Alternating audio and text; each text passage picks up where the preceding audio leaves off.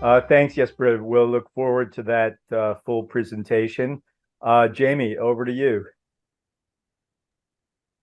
Thanks so much, Paul. And it's now the pressure is on for me to also limit myself to 3 minutes, isn't it? Thanks again. And for those who missed it earlier, my name is Jamie Boex, and I'm the Executive Director of the Local Public Sector Alliance, which is an alliance of champions for more inclusive and efficient decentralization and localization. In that capacity, I will highlight not some of the technical issues that Jesper just touched on, but really try to focus my comments on kind of the practical obstacles that stand in the way in the real world for intergovernmental fiscal transfers, from them becoming an opportunity to unlock the power of local governments. Having worked in many countries, including with some of you, the technical assessment is useful. But if we really want to use intergovernmental finance to unlock local governments, that means that, as Leonardo Romeo once said, that local planning is no longer the preparation of wish lists at the local level that are fed bottom up into national agencies for their selection and financing, but really that local resource availability and discretion over their use allows for a more meaningful local planning process, one in which local choices can and must be made under a clear budget constraint, but at the local level. If that's what we're wanting to achieve, what is standing in the way of that in the real world? I say 5 things.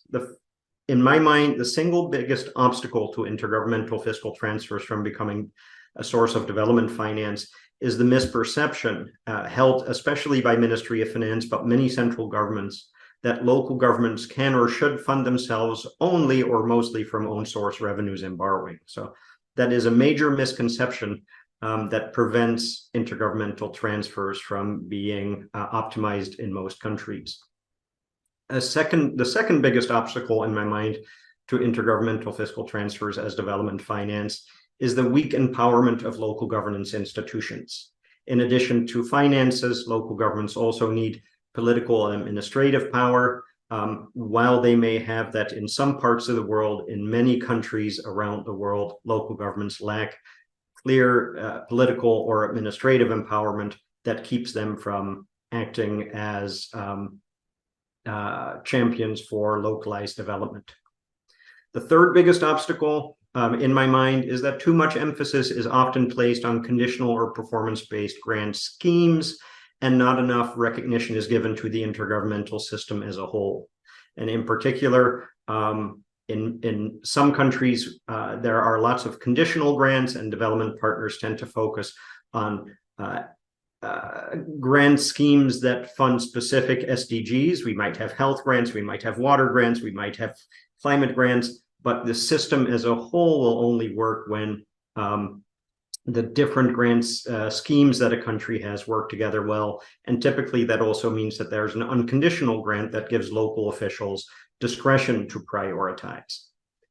The fourth biggest obstacle is the failure to acknowledge that intergovernmental fiscal transfers are a blunt policy tool. I think we have to be honest. Some of us work in transfer design, and it's nice to think that you can accomplish everything with a well-designed intergovernmental transfer, but I think basic economics suggests that even the best designed transfers have unintended consequences.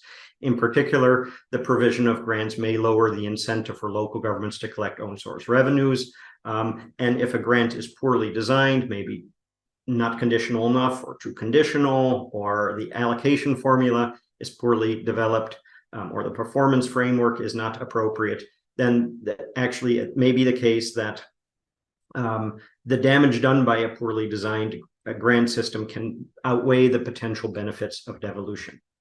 The fifth and final obstacle to intergovernmental fiscal transfers as development finance is, in my mind, is that we shouldn't only think of intergovernmental transfers as a technical exercise, but it's a political exercise. And there are a lot of political economy forces that blow in the direction of centralization, and often not well-designed grants, because those who design the grants or approve the grants may not necessarily want to lose power or resources. Now, that doesn't mean that the situation is hopeless. It does, however, mean that it will take more time and effort to design intergovernmental transfer systems and schemes that are technically sound and politically and institutionally acceptable by all stakeholders.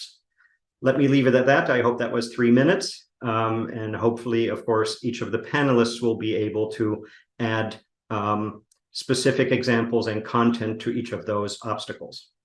Back to you, Paul.